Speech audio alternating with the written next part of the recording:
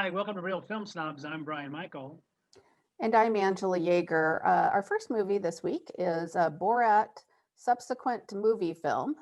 And that is the full title of the sequel to the hit Borat movie, which came out quite a while ago. And this is Sacha Baron Cohen's alter ego of a reporter from Kazakhstan.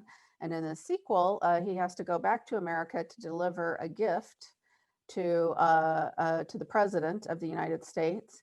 And along for the ride is his quote unquote daughter, Tudor, played by the actress and comedian Maria Baklova in a performance that pretty much steals the movie, in my opinion. She's really the reason to watch this one. We are familiar with Borat's antics as he travels through the American South mostly. I think that's where he is, at least most of the time. And he has his daughter along for the ride and goes through many antics where he, for instance, goes into a hardware store and asks to buy a cage for his daughter and waits to see what kind of reaction he gets from local people. So the part of this film that was really talked about a lot in the media, of course, is the famous Rudy Giuliani scene. Which is actually not one of the funnier scenes. I actually thought the first half of this film held up much better than the second half. The second half, they get into some things with COVID, and he attends a rally, a Trump rally at the end. And I don't know if it was just me, but maybe it was a little too close to home right now. But the first half with his daughter and kind of exploring and unpeeling all the various levels of sexism and just downright misogyny that they encounter, even in the U.S., to me had some of the funnier moments. Yeah, I picked this movie because it was getting a lot of buzz, and I sure needed a comedy, and this really backfired in my face. I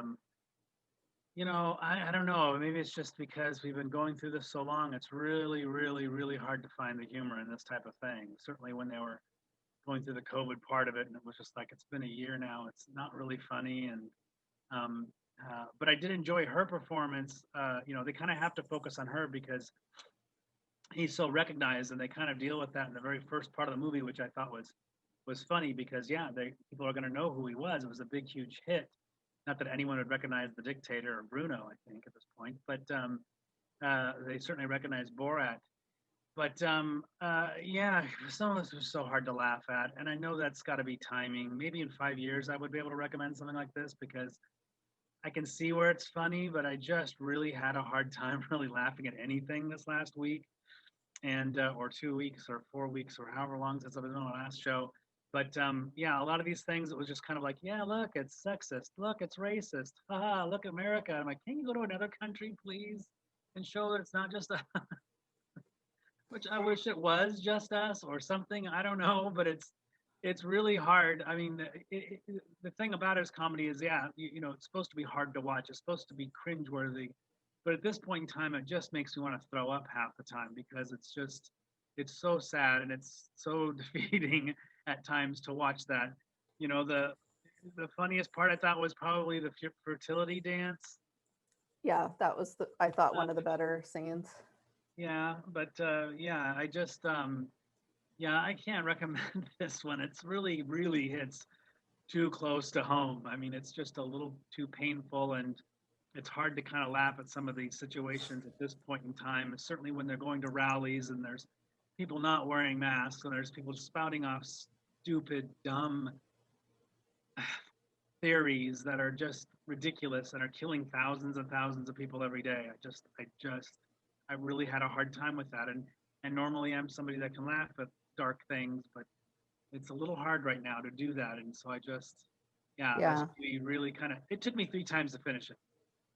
Wow. I Okay. started it and I got interrupted, but then I started watching again and it was just like, ugh, maybe I need to be in a better headspace. And then later on, I was like, well, maybe I can watch now and be able to watch it and get a good laugh. And it was just like, nope, nope. And I just had to grind out the last 30 minutes. It's only 97 minutes, but it was just like, I really don't care. I'd rather watch an anvil hit Rudy in the head at this point. And I don't care if he put his hands in his pants. I mean, I just think he's disgusting to begin with anyway. So at this point in time, I really just had a hard time giving a damn. Well, the irony of of the movie, of course, is, you know, the country of Kazakhstan was very offended and wanted the movie banned and everything for the portrayal, but it doesn't really portray Americans in any more of a flattering light than, and in fact, in some ways it's worse because those are real Americans, whereas the folks from Kazakhstan in the movie, it's all fictional, right? So, so I think to me, the first half was much more successful as a comedy. I laughed quite a bit, actually, particularly the fertility dance and the debutante ball, which was just weird that those are still going on. It just seemed like such a weird, just, you know, very old type of thing to be happening. And the scene where they have her go to the, I think it's like a, you know, like an Instagram star or someone, the sugar baby, to get tips on how to get herself a rich man. So some of those I thought were funny, but I think the second half where it gets a lot more political, not that it's not all political, but where he starts attending the rallies and it gets into some of the things with COVID, as you said, it was a little harder to find it funny from where we are right now. Of course, he was taping this when it was just hitting before we knew that thousands of people were going to die. So, so I try to keep that in mind as well. But I did think Maria Baklova, I hadn't seen her in anything before, but I thought she was fantastic and definitely game for whatever antics Sacha Baron Cohen was up for. So Yeah, not easy. not easy watch, yeah. So we'll move on to our next film, which is Miss Juneteenth. And this is about a former beauty queen pageant star who is still living in her town where she grew up and is trying to get her daughter to follow in her footsteps. Her daughter, however, has her own ideas about what she'd be like to do with her time. I, picked this movie. It's gotten some really good reviews and starting to make some of the year-end best of lists. And so I was curious about it. I'm not familiar with the director or most of the cast. It's about a real pageant that actually happens called the Miss Juneteenth pageant in Fort Worth, Texas. And what I really liked about this movie, even though in some ways the story, we've seen this before, mother wanting her daughter to follow in her footsteps and putting some pressures on her daughter, is that the cast and the feeling of that you're in a real community with the local flavor, I thought was very real. And the lead performances of Nicole Bahari as Turquoise is the mother, and Kai is the daughter, played by Alexis Chagazi, I thought was fantastic. The daughter is just a phenomenal actress, and this was her first film. We've had a lot of these year actually with phenomenal young women in their first performances. And I really liked the fact that you see a lot of movies about teenagers. Lady Bird comes to mind, where the teenager and the parent don't get along, or they have a really awful relationship. What I liked about this one is that this is a teenage daughter who actually really loves her mother, and you can really see that love. I mean, she doesn't agree with everything she's doing, but they actually really get along really well, and I really appreciated that. Well, so what's interesting about this film is that, well, first of all, and I say this as a compliment, it doesn't look like an independent film. It doesn't feel like an independent film, which usually when we've seen some of these smaller independent films, they, you kind of look past some timing, some tone, some of the look of the film. This is a wonderful looking film. I mean, I don't know what the budget was, but it certainly doesn't feel like a small independent film. Mm-hmm. I really enjoyed that. Which was interesting about this was that her mother was Miss Juneteenth, and with that we become a scholarship, and a lot of the people who wanted have gone to be successful. And her mother, because she got pregnant at a young age, wasn't able to fulfill her dreams. And now, like most parents do, they try to push their child into a situation where they can succeed because that's what they want for them. And it's hard for a child to be like, I'm not going to be you, and I'm trying to push me into something that I don't necessarily want to do. And I love that dynamic of it because her mother never really preaches. She never really gets into it. There's a great fight that she has with her mother, and just turns the cold treatment, just closes her mouth and gives her mother a look and walks away. There was no screaming, there was no yelling, because you know how much I love that in movies, people yelling and arguing. But and I really appreciate that, because she knew that she wasn't going to get anywhere. She knew how her mother was. She knew who her mother is, and just not going to get anywhere with that. Now, the thing that really made me mad is that there's a wonderful man in her life who is actually a mortician, and I don't understand why you wouldn't jump at that chance. Here's a man that loves her, that's a great provider. Now, the man has to be the provider, but when he mentions how the life that she's led, and she's like, hey, I've always been able to fight for what I've achieved, and it's like, yeah, you've had to fight your entire life, and here's this wonderful man that's, that's in love with her and that could give her a great life. And, she's already doing cosmetics in the mortuary. So, I was loving that.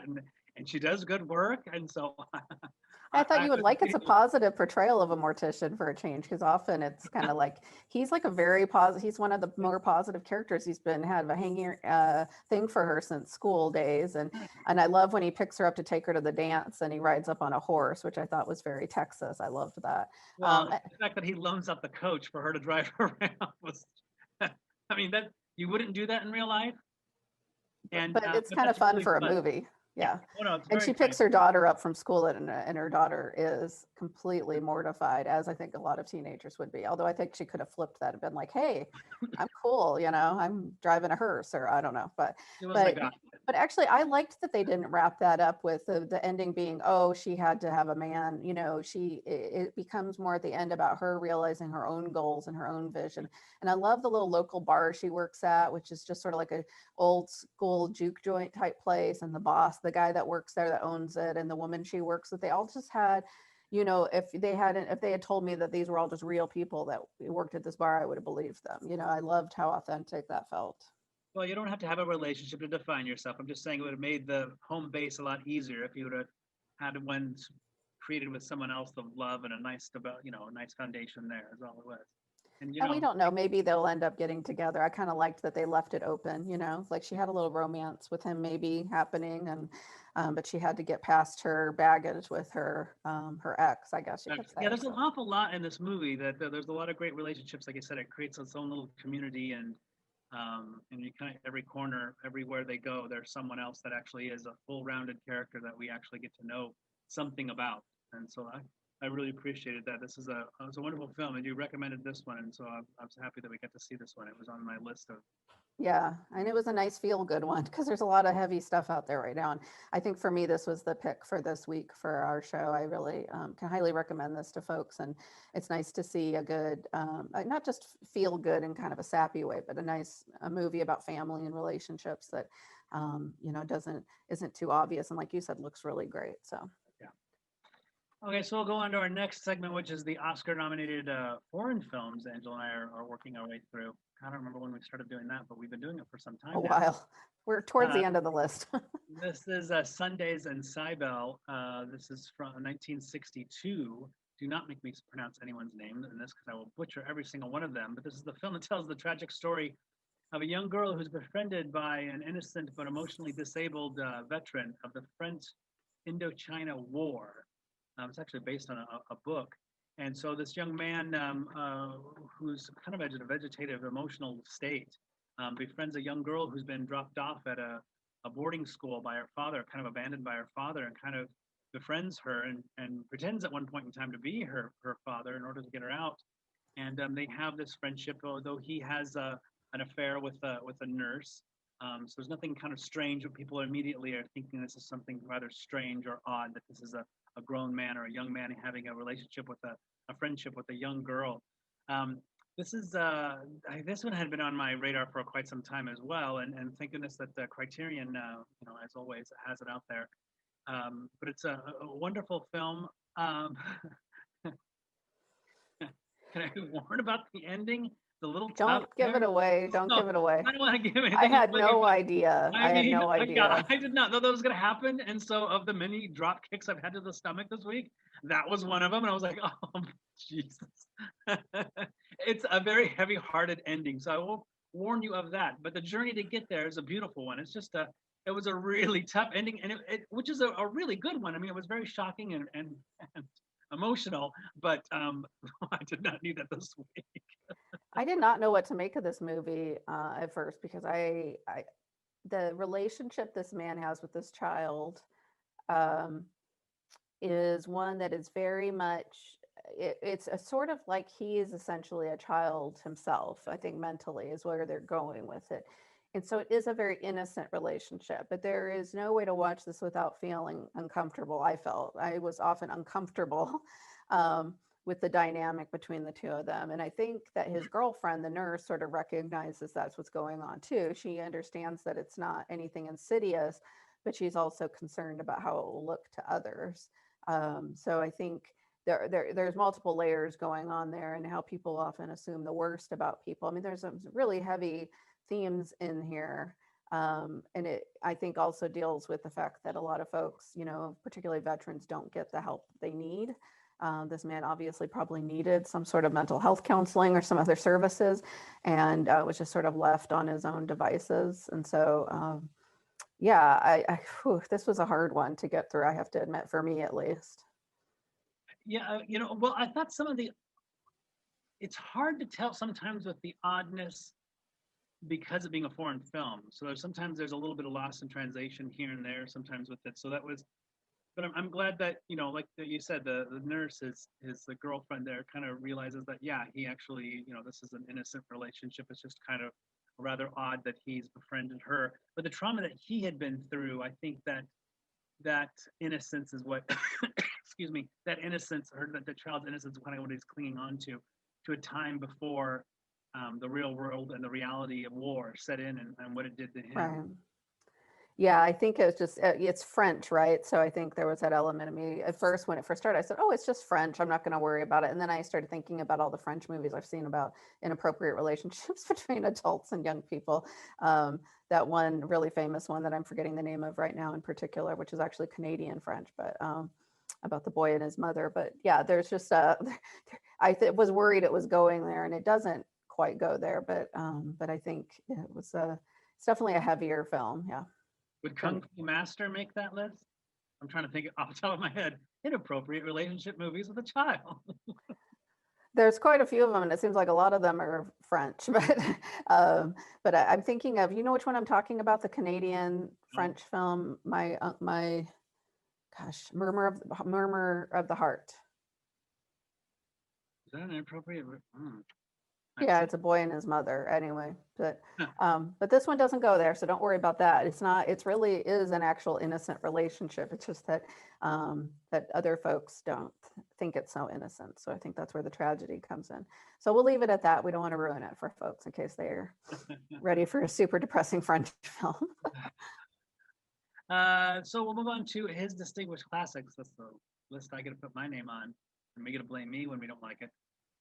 This one is, excuse me, gosh, Advise and Consent from 1962, directed by Otto Preminger.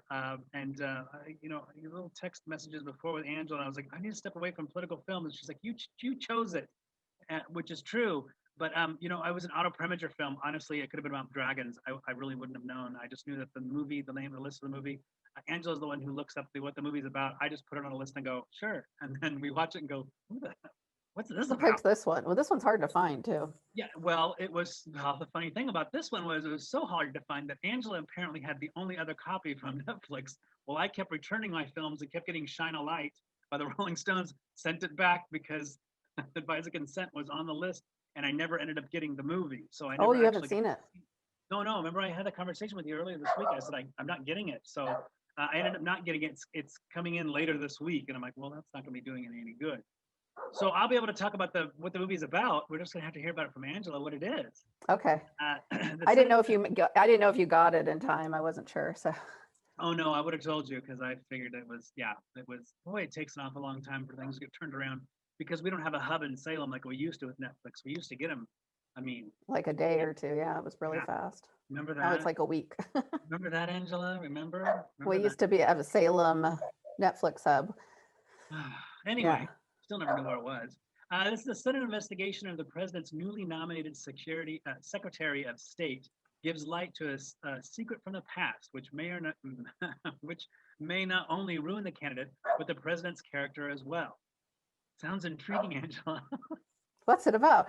Well, you know what was interesting about this, because the poster even for it, or the picture on the DVD, and yes, we watched this on DVD, so it's hard to find if you try maybe your local library, other places like that, because it's not on any streaming service. But is that Henry Fonda is the one that's, you know, really promoted a lot, and he's not in the film very much. So he is the president's pick for Secretary of State, but people feel like he's too much of a leftist. And so there's this whole other group of senators led by this Southern senator, who was fantastic performance, who And he's a Democrat, but he doesn't like the left-leaning parts of his party. He wants to dig up as much dirt on this guy and see if he has any communist ties or past, so they can make sure he doesn't get through the Senate hearing. This film is really about the whole mechanism of the Senate. So from that perspective, it's fascinating for political wonks like myself. It is also scarily, I mean, scarily, like how relevant this. So I was watching it going, wow. Uh, there are some aspects, it shows all this wheeling and dealing and people, the senators going back behind, and the Senate majority leader trying to make deals to make sure he can get the president's pick for Secretary of State pushed through, and other senators, you know, double crossing and crossing. I mean, it could have been set today. It is so many of the aspects of that. Other than that, they're maybe a little bit nicer and a little less sleazy than they might be today. But other than that, it felt like it could have been filmed in today's Senate type of, I mean, and there's a lot of, and then there's another senator who's kind of a young upstart who's been in charge of the committee, and people start trying to dig up dirt on him. And that's people on the left leaning side are trying to dig up dirt on him so that he'll push the nomination through. So there's kind of both sides. The more conservative aspects and the liberal aspects are at fault in this film. So I do really recommend it. It is very much like a politically wonky film. I didn't feel like it's like not stressful like Borat, but if you're not into politics, it might be kind of dry. It's very talky. Henry Fonda is not in the film actually very much. He's this kind of noble Secretary of State candidate who really wants the job only so that he can do good. And he's also kind of a peacenik, as they keep calling him in the film. And so that's one of the reasons some of the more conservative members of the Senate don't want his nomination to go through, because they're afraid he's going to make friends with the communists. So it gets into a lot of that. It's a pretty interesting movie. I'm actually even surprised it got made during its time, because it does condemn some of the more conservative aspects of the political process. The communist yelling at somebody sure never goes away, does it? Boy. Well, no, that's why I was watching it. It was just like the way they're trying to take this guy down by something he did in college, essentially, you know, and he's an older man now. You know, he attended like a communist party when he was in college, or you know, a meeting. And they're trying to use that to derail his entire nomination for Secretary of State. So I found that really fascinating, and still seemed like something that could easily happen today. So, you know, it's definitely worth seeking out if you can, especially like you said, Brian, if you're a fan of Otto Preminger films, which we are on this show. Yeah, I still haven't seen enough of his. His is certainly, when I have my Andrew Saris book, it's his is probably one of the least of the directors that I really need to spend a little more investment in. I'm trying to think of it. Sounds an awful lot like I can't remember the name of the movie where. I'll talk about it after the. Okay, you can tell me after. I bet I almost feel like I know which one you're talking about, but I can't remember either. Isn't it weird how like foggy our brains are right now? Yeah. I'll remember like, you know, 3 hours from now. So we'll move on to, I think the next segment is her fresh picks. These are my picks, and I picked this one partially because we watched it together. And so I thought it would be a good pick, not another feel-good movie here. This one's called The Chambermaid from 2019. And this was one that was on a lot of critics' lists, but I don't even think it opened in Salem. And so it was one of those that I kind of wrote down like, oh, seek that out when it becomes available on streaming. And now it's available on multiple streaming services. So, and it is about a young woman who is a maid in a luxury hotel in Mexico City named Eve. And the film just kind of follows her day-to-day life in the hotel. You never see her outside the hotel. It's her folding, I'm going to make this sound really exciting, folding, I was going to say it's folding sheets and cleaning rooms, but also her interactions with some of the hotel guests. And then what the film kind of turns and starts to really kind of delve into is that this character has these hopes and dreams that she's trying to accomplish. She's attending classes to get her GED, and she's trying to, you know, make a better life for her and her child. And we see how difficult that becomes for her. So this film was kind of promoted as sort of like the another look at like a Roma type of film, another film about the people that are the workers of Mexico. And it doesn't have anywhere near that kind of scope as Alfonso Cuarón's Roma, which was very like had a vast canvas. This film is very insular and very small. It's very much Eve's little world in this hotel, and it follows her around. The actress who plays Eve, Gabriela Cartol, is fantastic. I don't know if she's done a lot of other films, but she's in every scene in the movie. The camera never leaves her face, and she completely holds the screen. You really want the best for this woman. You want to see her succeed or to achieve something in her life, and it's heartbreaking some of the things that happened to her. Yeah, it was interesting because we had the conversation with the group afterwards, and it was interesting how many interpretations we had of certain actions that she did, especially there at the end, and what we felt what that may have meant or what it meant. And so that's interesting. This is a film actually you can watch repeatedly to catch the smaller details. That's how nuanced this is. And it doesn't sound, so exciting. As I like to say, if it's a movie I picked, it's because, Tom Cruise has to get a pen in order to save the world, and you're on the edge of your seat as he hangs out the side of a building. If Angela picks the movie, you're worried the garbage man's going to lose his job. And not that there's anything wrong with that, but a little closer to home. This one, we literally just follow her along with her everyday work, but all the little things that happen, as it does in life, are the things that add up to a decision that she may or may not have made at the end. I still am more optimistic with the ending of what had happened. It's interesting. We all had different interpretations too, which. Yeah, and I like that. That's certainly something you want to have. I mean, it's the best thing. One of the reasons we do this show is because having a conversation about a film is what inspires us, and what we love about film is that you can talk about it, other than saying, Megatron lost and the Autobots won.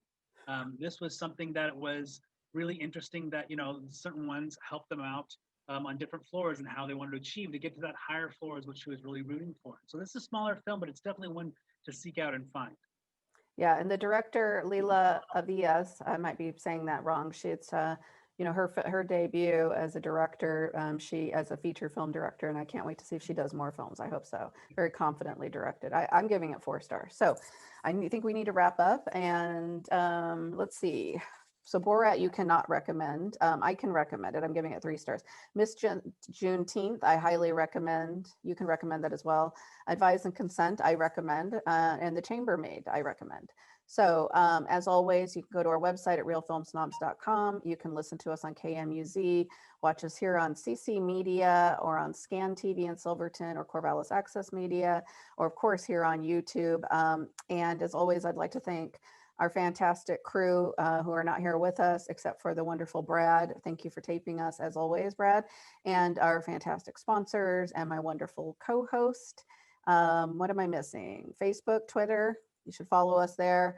And as always, have a great day and great movies.